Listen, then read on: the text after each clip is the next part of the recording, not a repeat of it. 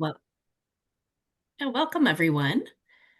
Thanks for joining tonight. We're gonna wait just a couple of minutes so that we can get folks in from the waiting room, and then we will get started.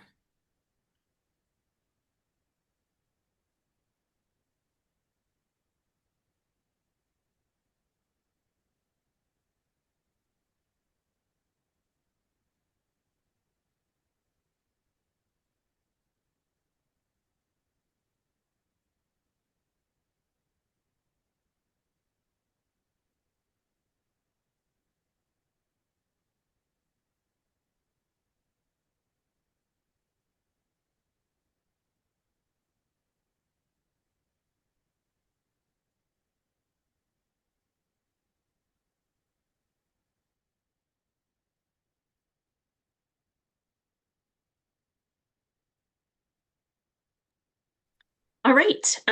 As folks are coming in to our Great Start to Quality Connection today, if you could type your name first and last and your title in the chat, just so we can keep track of who is here. I know you all registered, but we do want to make sure we're tracking who has attended this evening. So I'll give you a minute to do that as folks continue to come in.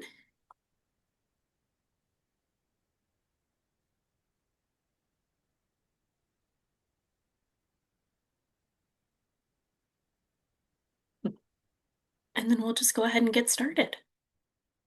So again, thank you all for joining us on the Quality Connection this evening. First, I want to talk a little bit about some tech etiquette. So go ahead and keep yourself muted unless you're choosing to speak, which we would welcome. Please just raise your hand or type in the chat if you have something you'd like to share, interject. We would appreciate that. We will also ask if you have the ability to keep your cameras on. It's certainly a better way for us to engage. Understand if you can't. It's dinner time. Kids and family are home, so we can be respectful of that as well. We will provide a space for Q&A at the end, but like I said, if you have questions throughout, please certainly do drop those in the chat or raise your hand. We're going to start with that welcome, and then we'll do some introductions. And then you typically have a presentation. So this is sort of our standing agenda for each of these GSQ quality connections. So we sort of follow the same structure. We'll share some updates and tips, and then, like I mentioned, we'll do that Q&A near the end. So my name is Christy Opsimer. I am the Director of Great Start to Quality. I work at the Early Childhood Investment Corporation. My pronouns are she, hers. And I have lots of folks that are here to help me with this presentation this afternoon. And as they present, I will allow them to introduce themselves as we go. So these are the pieces that I'm hoping that you all will get out of our time together this evening. Certainly, we want you to gain awareness of Great Start to Quality, its purpose, and how it supports children, families, and childcare providers. To understand resources available to childcare programs, have a clear picture of the process, and we'll get that up on the screen here in just a minute. Know who the people are that can support your program. So not just the folks that are here tonight, but others as well. And then know who to reach out to when you have questions. So this is the quality improvement process. And so every time we meet during the quality connection, we have a vast array of folks that join us. Some are newly licensed. Some have been doing this for many, many moons. So we do like to ground everyone who is here tonight in our quality improvement process. And so you'll note that maintaining health and safety is where folks come in as soon as they get licensed. So once a program is licensed, they are part of Great Start to Quality at that foundational level. Then they move into reflecting on quality once they take a look at the quality indicators and do some reflection there. Enhancing quality is where folks are creating goals and working with quality improvement coaches if they choose. Enhancing quality validated is where the self-reflection and the evidence that programs have to share is validated. And then demonstrating quality is where programs sit once they have an on-site observation and reach those threshold scores.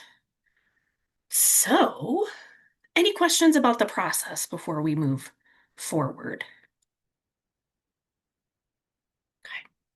Okay. So we're going to get right into it. I want to talk a little bit about your program profile. So, as a licensed childcare program in Michigan, you have a program profile through a great start to quality that families can search to find childcare. And some of you are well aware of that and have likely been using it, and some of you that might be um, a new piece of information. So, one of the things that I wanted to share with all of you, and if one of my colleagues can drop in the chat the link that's in this slide, that would be awesome. Um, so that you can log in as you choose. It's the stage 4 one. A new feature that we've added to this profile that you can log into and update every day if you choose. It are openings, and there is a space here for programs that have Head Start openings and GSRP openings, which are noted in those with those green arrows, and then openings in the full-time, part-time column there. And so you'll see on the right, if they're pink, it will be openings available, and this is all going to make sense in a second. And if they're green, they will be the number of pre-K openings. So as the state continues the efforts around pre-K for all, we're really trying to get families to understand where those spaces are for children. But then it's also important for them to know that you have an infant space because lots of families have multiple children. And so we want to be really clear about the availability at those programs. So when families search, then once they choose a license type here at the top, then they can choose which ages they're interested in, or if they just want to see, show me all the programs in um, Bloomfield Hills that has openings. I don't care the ages, just show me where there's space, right? So that's sort of what they see now. And that is new for families as well. And then this is what would show up on a program's profile. So this particular program has openings available, which means it could be an any number of ages. And then if they have openings in those pre-K fields, so the Head Start GSRP, it will specifically note the pre-K openings. I can't do that in this slide, but if you click on those they are buttons, excuse me, it would actually open up your program profile so families can see exactly what that breakdown of openings is. So really sort of catching their eye, seeing the thing that they need to know, right? They might be searching for demonstrating quality programs, but if there's no openings, it's not really helpful to them. So we really wanted to point them in the right direction as far as openings go. I will stop in just a second to take questions, but I do want to note these buttons will only show if your program program opening data has been updated within the last 35 days. So what we certainly don't want to show families is old data that's probably not accurate anymore. So we do encourage you to get into the system at least monthly to update that information because we know it changes all the time. So I will pause there. Christina did just put the link in the chat. So if you're trying to connect to that link and you can't get in, email Great Start to Quality at ecicforkids.org, and we'll throw that email in the chat as well. And we will be able to help you get logged in. Maybe you don't have a password, maybe you've forgotten it, but that is where every licensed program has a profile. What questions might you have?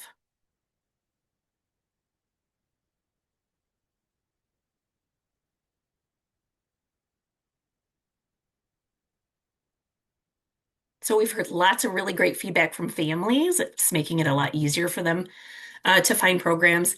And it's helpful for resource centers who are doing some of that referral work to be able to easily find matching programs for those families as well. So really encourage you to take a look. You'll continue to see communications from Great Start to Quality and likely a reach out from your resource center if you haven't updated those openings to make sure that information is accurate for families. All right, we're going to move on to quality indicator information. And so I'm going to pass it over to Melissa Mosley. Good evening, everybody. It's nice to see some familiar names on the screen tonight. My name is Melissa Mosley. I am the Quality Improvement Manager at the Early Childhood Investment Corporation, and I supervise the validation team. So those individuals might call you on the phone to talk about your indicators and your self-reflection. Before we get into the indicators, we do have one update about the new licensing regulations and how that might impact your professional development requirements. So part of the new licensing regulations is a new center type called a small capacity center. These are centers that are serving 20 or less children, 13 years of age or younger. So licensing is going to require that all of the small capacity center staff take 10 hours of professional development in a year. So Great Start to Quality has an indicator, it's PD9, that requires 8 hours beyond licensing requirements. So if you are a small capacity center, we're going to look to see a total of 18 professional development hours for all of the staff. Staff would be including your leads, the administrators, and your assistants. We do not look at aides, subs, or floats. I am going to pause there because this is brand new information, and so I want to make sure there aren't any questions around that.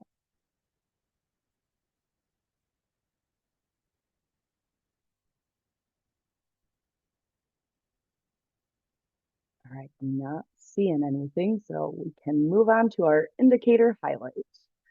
So this is an indicator that we have highlighted before, but our on-site observation team is here to provide some follow-up around it. So CIL 11 is asking that the program has completed the environment rating scale or a social emotional learning program quality assessment for every age group or classroom.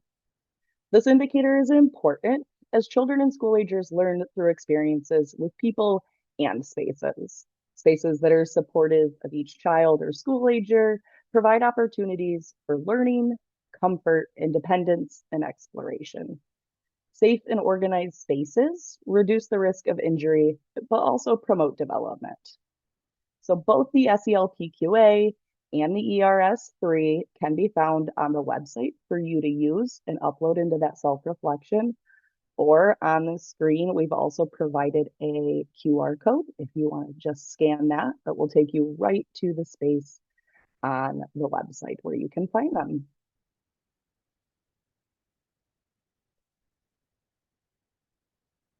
You're going to take me to the next slide, Christy. So for this indicator, there is an additional selection option in the self-reflection, which is really important for us to highlight. So for this one, you have 5 options that you can choose. First, you have currently meeting.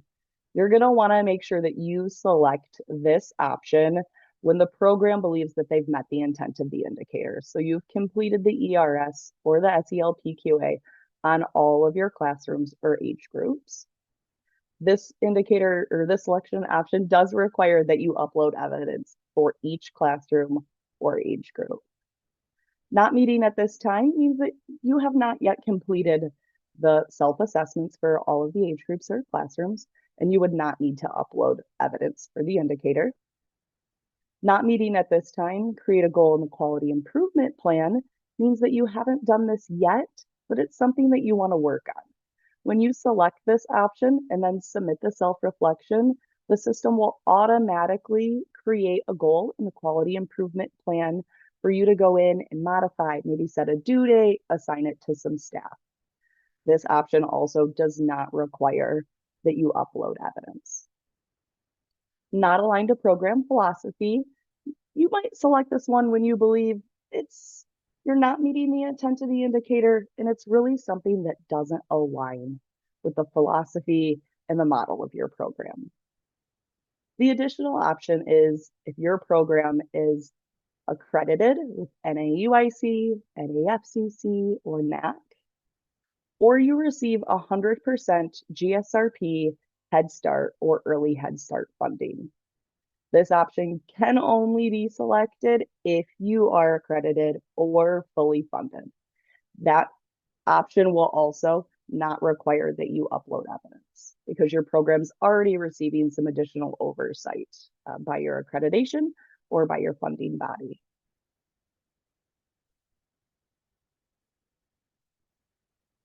Hi, everyone. I'm Lisa Bremer. I'm a Great Start to Quality Assessor. I may have been out to your programs or I may be coming out to your programs. As Melissa said, the self-assessment is for ERS or it is for the SELPQA. There are not individual self-assessments specific to family child care, the infant toddlers, or the preschool. It's all one. The SELPQA is what you will fill out for the school age classrooms or the school age programs. That's their self-assessment. The SELPQA self-assessment is the downloaded tool directly from Weichart. It is the exact same tool that the assessors use when we come out. So everything that programs see on the self-assessment will be something that is being looked at by their assessor. If you have used the ERS self-assessment in the past, we are going to talk tonight about the fact that we are updating it. Our goal is to make it very user-friendly. We want programs to be able to use it independently without having to have training, without having to refer to a manual or to the All About ERS books. It should be something that a program can pick up and just use for immediate quality improvement and to prepare for their on-site assessment without a lot of stress or worries about are they filling it out correctly. It should be very straightforward. The self-assessment can also be used to help guide programs toward their choice for the tool they're going to use for on-site assessment. Once they've filled out an ERS self-assessment for their classrooms, that's going to give them insight into where they're scoring high, where they're scoring low. And then they can think about their financial and their space constraints and go into an ERS observation if that's the tool they choose with the knowledge of what the scores may be and their limitations on what they can change. So they don't end up being discouraged or go in to it and then feel blindsided by the results. So it can be a really helpful tool that way as well. All right, we are going to have Kristen go over the benefits of self-assessment, and then I will go into how it's kind of intended to be used. And then we're going to wrap up with some breakout rooms so that we can get some feedback on the draft that we are providing you, and we can all work as partners to really make it as good as it can be. Good evening, everyone. My name is Kristen Howard, and I am the Onsite Observation Manager for Great Start to Quality. Thanks for spending some time with us this evening. Just want to spend a little extra time on that why. Why do a self-assessment? Why? Besides just the fact that it's an indicator and you want to do the indicator, right? Why do this? Because we really do want to improve quality of care, right? And sometimes it's just helping educators recognize what quality looks like in early learning environments, really having a tool that is straightforward in terms of what are some things that are quality really helps everyone to have that wording.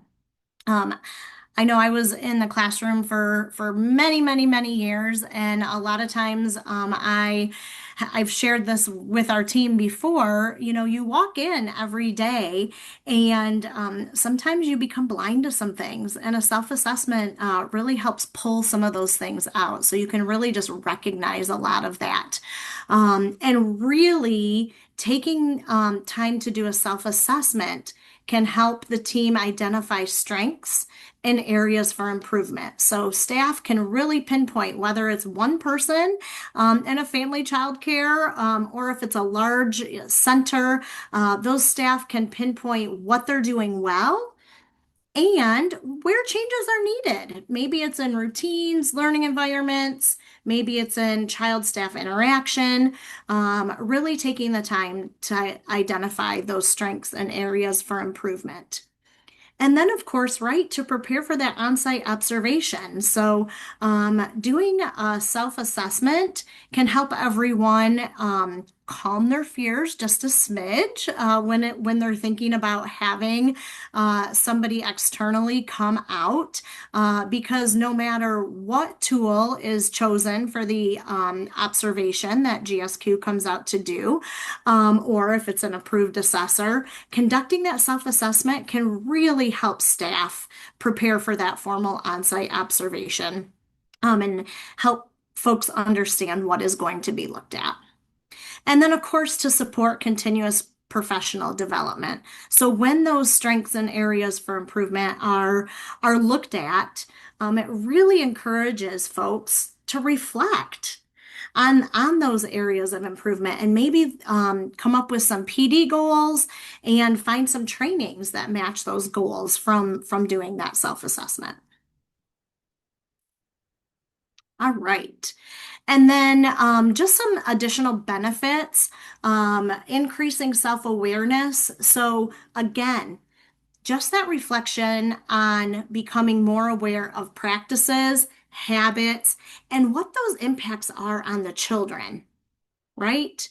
Um, Thinking about intentionality. So self-assessments really help that reflection on staff, helping to do purposeful choices about how they do things, why they do things, really thinking about those intentional practices. And it really builds a culture of growth. So when reflection becomes part of routine, so this would be something maybe not just a one and done. If it becomes a part of a routine, staff are more open to feedback and professional development around these things, which enhances child outcomes, right? Improved practice, we know, leads to better emotional, social, and educational outcomes for kids. It's all about the kids. So this all circles back to what is best for those kids. And really, another benefit is it really just encourages team collaboration. Again, for folks that might work in a larger center and there's some bigger teams, when folks reflect together, it really fosters communication, shared goals, and that mutual support. I'm going to pass it back over to Lisa, and she's going to talk a little bit about how to do this, how to take this and use it. Thanks, Kristen. So the goal for the self-assessment is really for it to be straightforward and clear so that it can be beneficial to programs. There is no requirement for who fills out the self-assessment. It can be the owner, it can be the director, it can be each individual teacher, if they want to take ownership of their classroom.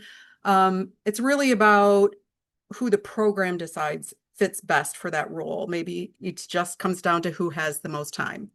Some further pointers, it may be tempting for programs to want to fill this out after hours or before hours. We know you work long hours, especially family child cares where there aren't specific hours other than 12-hour days. But we're really looking for the tool to be used in the space. So when you're looking at environment, when you're looking at your space, when you're looking at your interest areas, when you're looking at your materials, if you're in the space, you can really look around and see and reflect on what's in there and have an accurate idea. Having been a teacher myself, I know that everything became just secondhand to me. I knew everything was in the classroom and it just felt right, everything's there. But having that reflective time where I'm actually looking at it, looking at the materials, figuring out which category they fit into, and how many the children have access to, can be really insightful. For interactions, that's going to require teachers reflecting on their interactions. This is not meant to be really complex or really in-depth. You can track it in whichever way works best for you. It could be as simple as I'm on the whiteboard, I'm going to write down the interest areas, and as I go through free play time, I'm going to make a tally every time I talk to a child or have an interaction with a child in an interest area. Maybe it's tallies on a Post-it note. Maybe the director comes in and is like, I'll observe and I'll tally so that you don't have to worry about it.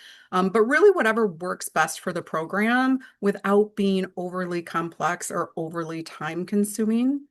Um, Also, when we think about looking at our daily schedule and the transition times and what children have to occupy themselves for learning during transition times, um, what the rules are for large group and small group times, and how that fits in developmentally with children individually as well as their age groups. Really sitting down and looking at your schedule with intentionality and figuring out those times, actually calculating out teacher-directed time versus child-directed times, and how those are split up throughout the day. Are they in huge chunks or are they enough time to kind of alternate them? And how does that work within your classroom? So, sitting down and taking the time to do that with intentionality can be really insightful as well. So, again, the overall goal is just that it should be filled out very straightforward and just as accurate as possible so that it's truly helpful in celebrating your quality and creating quality improvement. Um, Now we're going to go into breakout rooms. We value your input. We value you as partners in this work. We get better when we all work together. And so we're going to give you some time to look at the updated draft of the ERS self-assessment and get some immediate feedback from you. What we'd like to do is have 4 breakout rooms, and we'd like to start you at different places in the self-assessment so that even if you don't get through the whole tool, we have some feedback for every part of the document. So we're asking rooms 1 and 2 to start at the beginning of the self-assessment, which will be space and furnishings, and that rooms 3 and 4 start halfway through the self-assessment at the activities section. Please don't hesitate to share your thoughts. We value your expertise and we value your experience. Please know that any notes or suggestions, if you don't feel like sharing them with the group, you can email them to assessment@ecicforkids.org whenever you'd like. And then maybe you can share some things that your group talked about after the breakout rooms are all set. So do we have the breakout rooms ready? Yep, they're all set. So I can go Okay, ahead and open them and it should automatically move everybody to their space. perfect. And Kristen, you're going to put the link to the draft in the chat. Yep, it should be there. Hopefully everybody can pull that up. Perfect. Thank you so much. All right, I'm opening them now.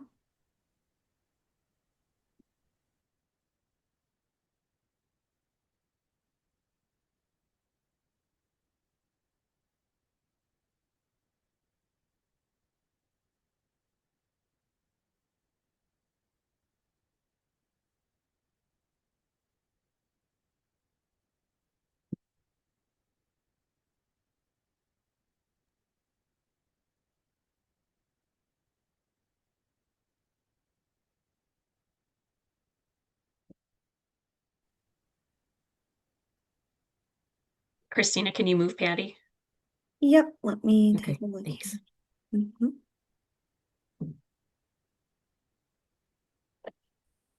We also might want to pause the recording. Yep, thank you.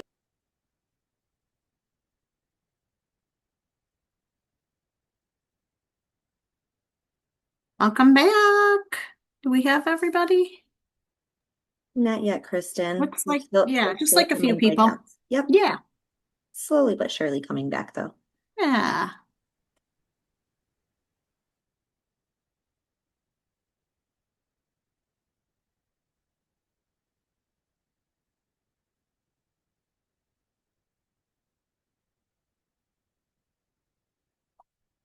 Hi, everyone.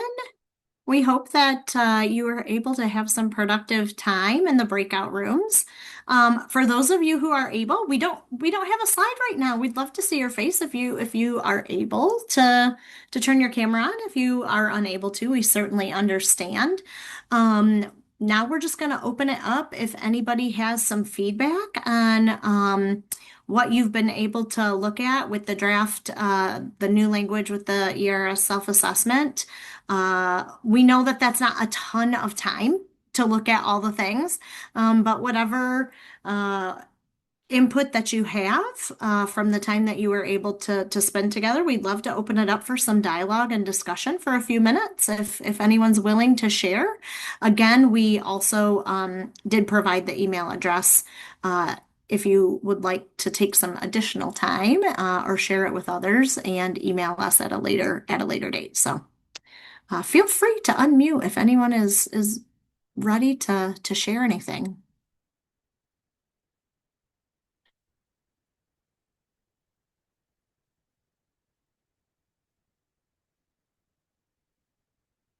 I'll share. You So do, some huh? some of us couldn't open the document, or they were in the car and they couldn't.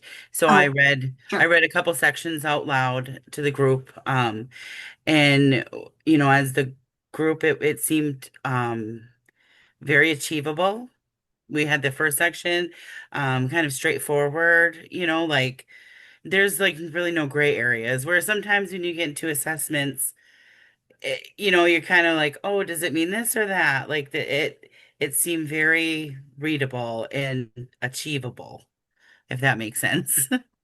Yeah, thank you. And thanks for doing that for your group and reading some of that. You're welcome. That was really nice of you to do. Yeah, I bet there are some folks in their cars. So yeah, thank you for doing that. Anybody else? So with ours, we feel it's always in the eyes of the beholder.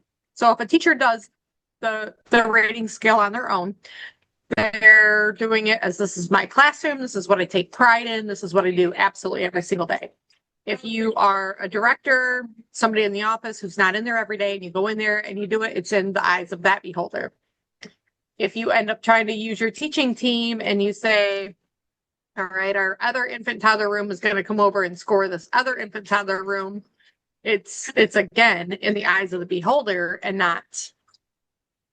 So it's all up to the person coming out and doing their score versus you actually doing it. Yeah, thank you for that feedback. So, I could definitely see where there would be some benefits from, again, it's time, we know that, from maybe a couple different people doing it, right? And getting that true self-assessment on the folks who are actually in there, and then maybe getting some outside, right? Because before someone comes for an on-site observation, which is an outside perspective, maybe having somebody from another room actually might not be a bad idea to have some discussion around that. Yeah, sometimes we're really self-critical of ourselves, and then other times we kind of oversee things maybe that we think we're doing, but maybe we're not quite doing that. So I can see it both ways. Thanks for sharing. Absolutely. So we actually have our school age assessment coming up. We haven't been assigned a person to come in and do our school age classroom. Is there any tips, hints, or do you know anybody who's doing the school age assessments to come in for the full 5-star or demonstrating that you know? Yeah, so I can definitely if you want to email that assessment email that's in there, we can look you up and see where you're at in the queue. But definitely doing that SELPQA self-assessment is really helpful before the on-site observation for sure. That's the biggest tip and trick I can give, is definitely going through that with honesty and having folks really reflect on what's going on in that school age program. And the other tip that I have, and then Lisa can maybe join in with some additional tips, is thanks for popping that in there, Christy. Christy popped in the chat the SELPQA self-assessment. Like I said, I'll let Lisa speak to it a little bit, but another tip is because it's school agers, really making sure to share with them. We share our bio and a little bit of information with us for programs to share with that teaching staff and the children and families. And those school agers are always interested in who is this person, right? And so sharing that with those school agers, hey, we're having a person come out. This is what they're doing. They can understand that it's their job to look at the things that we're doing so that we can, continue to grow and kids understand that stuff. So that's another tip I would say is have them be involved with that process. Let them know someone's going to be coming. Lisa, do you have any other additional tips maybe? No, I'll just let you know the SEL PQA self-assessment is based directly off the downloaded tool. So when you look at that, it will tell you exactly what is being looked at. So things like how do teachers help develop empathy? How do teachers help children navigate feelings? What kind of choices do children have? How are teachers making children feel welcome and included? So all of the things that will be looked at are in that self-assessment. So there shouldn't be any surprises of what we're seeing, what we're looking at. So again, things like, do children have responsibility in the classroom?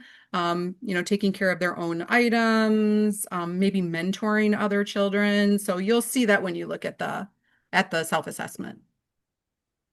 Absolutely. And good question, Kathy. So yes, SCLPQA is developmentally appropriate only for school age children. That ERS, definitely, you've got it, preschool and younger. So the SCLPQA, that should not be used in early childhood classrooms for self-assessment. Absolutely. Michelle, I do want to address your comment. It's one we get a lot, and I do want to say I apologize. I know it's hard. There's a long wait. The great news is there's lots of programs who are really caring about their quality and wanting to come through this process, and we are doing the best we can. Yeah, Christy just put it in there, right? We are hiring. We are working hard to get to every program. So. I see that you said you did your self-assessment back in October, so it really just depends on where you are in the queue. Maybe you are set to be called pretty soon, depending on when you had your validation and when you filled out your form. So just know that we are getting to everyone as fast as we can. We are right there with you, Michelle. We actually did our first officials back in June or July of 2024. It took about 90 days and we had to do another section of it. It took about 90 days and we had to go through and make a couple corrections. And now it's yet another 90 days and we're getting ready for our school age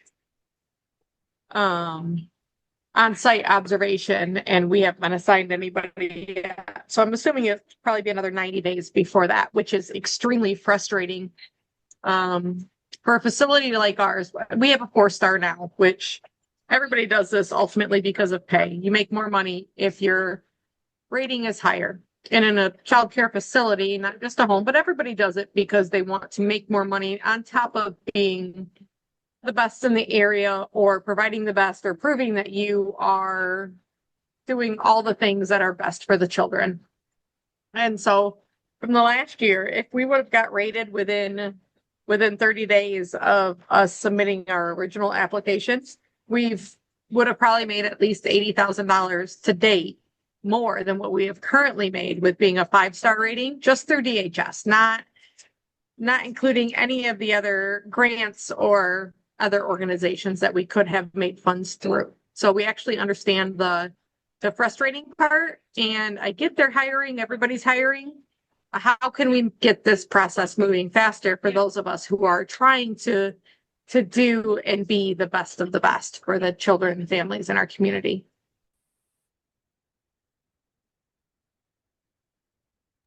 I'm trying to type, and I know that Kristen's looking for me to speak. So I hear you. And what I was putting in the chat is we're having these dialogues with MyLeap because here's what's true. And we'll get back to the self-assessment, but this is really important.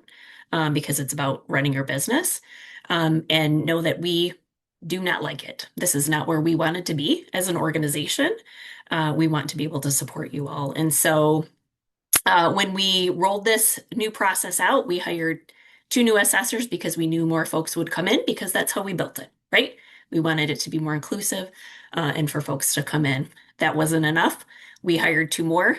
That wasn't enough. We're hiring three more. So we're doing the best that we can to get the capacity built. One of the things that is true, and we're sort of working on communication, is that we have folks in the queue. I'm just going to say it. We have folks in the queue that didn't know it was a package deal or are never intending to have an on-site observation. And what's happening is they're sort of mucking up the works and getting past validation and saying, I don't want an observation. And that's not how the process was built. And so we need to mitigate that with the help of MyLeap, so that you all who really want to have an on-site observation are getting it as quickly as possible. So we are trying everything that we can. We paused some observations for a minute while we were doing some other things to try and move things through. So we hear you, and MyLeap hears you, particularly about the scholarship piece. Um, and I don't know what they're thinking about on that end, but just know that we're moving along as best we can. Thank you so much for hearing us. Honestly, it feels really great to actually be heard, especially in the field in the area that we are in, and then being in the queue. I hate the queue. The queue is not nice. It Yeah. just feels like another waiting room. But We hate the queue honestly, too. all we're waiting on is our school age observation, because we do offer birth to 12 years, which makes it 10 times harder, which we totally understand. But now the school age program is up and running because school is out and our school age kids are here. We have pretty much all of our other observations done, just waiting on that school age. We haven't even been assigned a school age person to come in and do our observation. And so hopefully maybe in this meeting, we can get some buzz out to our facility and maybe get a school age observation done a little sooner. Yeah, so I will say we hate the queue. The queue is a thing, and we're not prioritizing any one program over the other. But I would love for you to throw your license number in the chat, and be happy to look and see where you are, so we can follow up. Remember to see your face. Awesome. Thank you. Thank you. Thank you. And if you pop it in the chat, I will reach out to you in the coming days and we can have a separate chat too.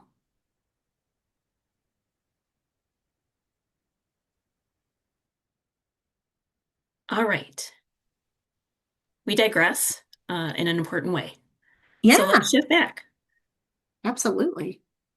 Anything else on the self-assessment before we move on? Again, take time to look at it and feel free to email us with any of your feedback. Ooh, Kathy, good question. If your GSRP is evaluated with class, does the threes room have to do class or can they do ERS? Well, they have to do class. So if one age group, like GSRPs, maybe as fours, then the entire organization has to do class, right? You can't mix ERS and class. Depending on how many classrooms you have, threes may or may not even get observed, depending on how many you have, because it's so many per age group. And so if GSRP is a preschool room and then threes is also a preschool room, the threes may or may not get observed, like I said, depending on how many classrooms there are. We have a great chart for that on our website, but also your coach can really help guide you through that. All right, looking at the time and knowing we have some other stuff to get through, I'm gonna turn it back over to Christy.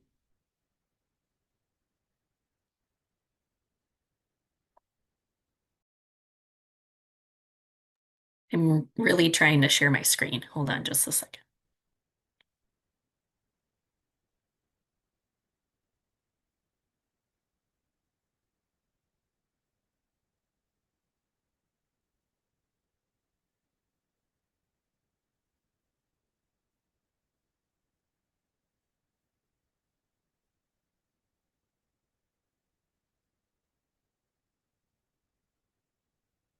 Sorry, that was so hard. Here we are. Okay. So class second edition. So if you have not heard, Teachstone has created a new version of class. Nobody likes change, so what I will say is while it is a new version, it's very much the same as far as domains dimensions and the way that it's scored. What is really new about it, excuse me, is some of the supportive language and guidance that you all will get and our assessors receive when they are trained. And so uh, in our next quality connection, which is in August, and we'll throw that link in the chat here in just a minute so that you can register. We will talk about Class Second Edition and what that means and when it's coming. I can't believe it doesn't say this here, but it's not until next August, right? So we have tons of time to talk about this new tool and what this means. There's also a supplement piece that goes with this new tool, and it's called Class Environment. And it's a pretty cool tool that does take a look at environment in a really sort of easy and simplistic way. So we look forward to sharing that with you. We want to make sure that you check out our Class Second Edition updates on our class webpage. I'm hoping one of my colleagues has put that in the chat or will, so that you can keep up to date. Currently, there are a couple of on-demand trainings in my registry. You will have to search for them by name because each resource center creates different events. And so you can either get in touch with your resource center or you can search these titles. So, what on-site observation tool is right for me? And this really gives folks a sense of should I choose ERS or should I choose class? So really great overview there. And then the on-demand class observation tool overview. So a little bit deeper dive into class, but still an overview. So some really good opportunities if you have an on-site observation coming up for you to get better acclimated with that tool. The one thing I will say, because we did not talk about it today, and I think we just need to say it out loud, there is no self-assessment tool for class. Class is a very different tool. It's not a check the box because it is focused on interactions. And so that's a little bit more difficult to self-assess than some of the other tools like SEL, PQA, and ERS. So just wanted to say that out loud. Any questions about Class Second Edition?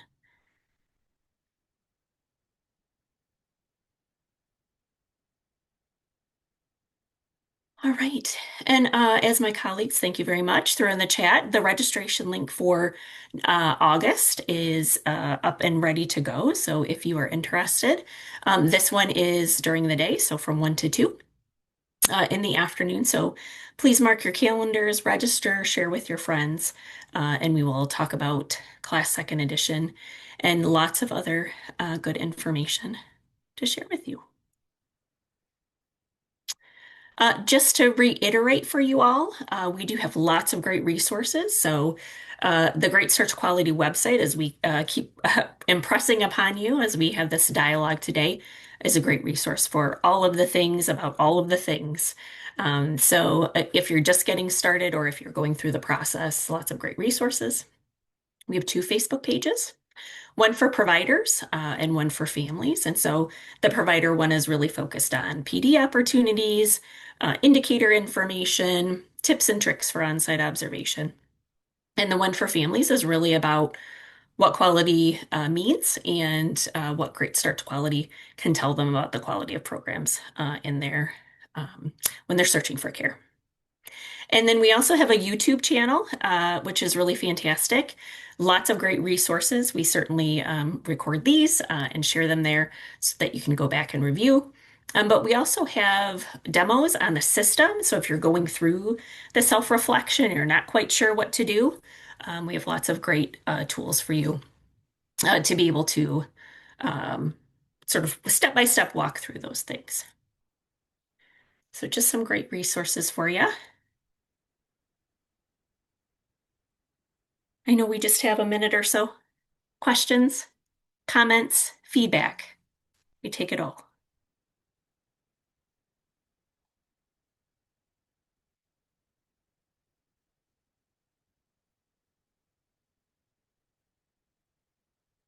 Thanks for the engagement today. Really appreciate it.